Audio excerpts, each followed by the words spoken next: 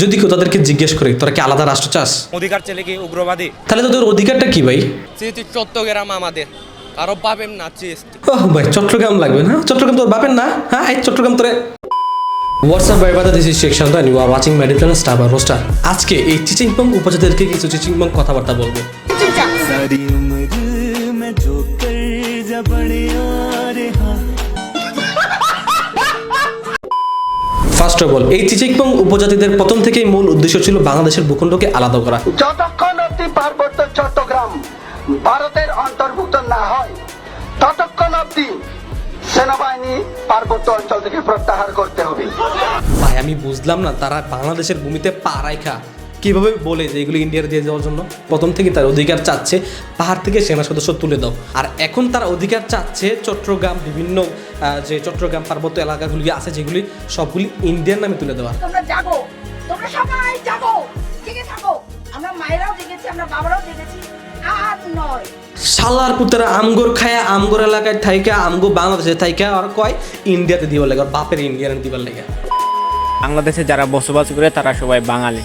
আরেকটা বিষয় আমি সবাইকে ক্লিয়ার করে দিই, তারা প্রথম থেকেই বলতেছে তারা বাঙালি না, বাঙালি না, বাঙালি না। আর কিছু বাঙালিরও আবার আয়সা বলতেছে তারা আমরা বাংলাদেশে তারা থাকি সবাই বাঙালি।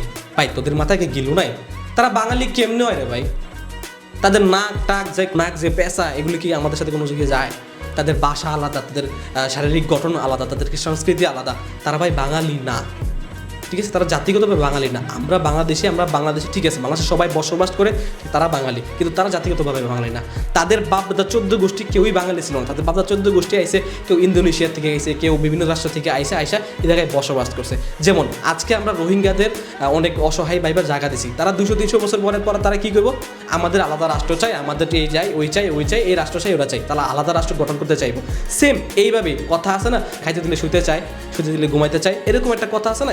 এই কথাটা এখন সত্যি হয়ে গেছে এই জায়গায়। তাদেরকে আমরা 200-300 বছর আগে আমাদের এলাকায়, আমাদের পাহাড়ি এলাকায়, অঞ্চলে তারা আইসা বসবাস শুরু করছে।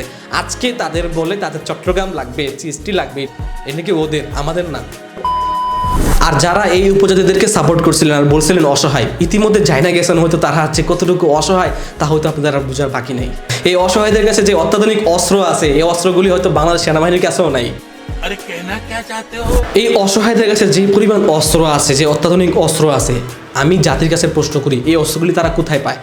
তাদেরকে কে সাপোর্ট করে? এই বিষয়গুলি আমরা নজর আন্দাজ করে রাখতেছি, এই বিষয়গুলি আমরা নজরবিহীন করে রাখতেছি, কোনো গুরুত্ব দিচ্ছি না। বাট এই বিষয়গুলি আমরা গুরুত্ব না দেওয়ার কারণে তারা আরও সাহস পাইতেছে, তারা আরও গণ্ডগোল সৃষ্টি করার সাহস করতেছে।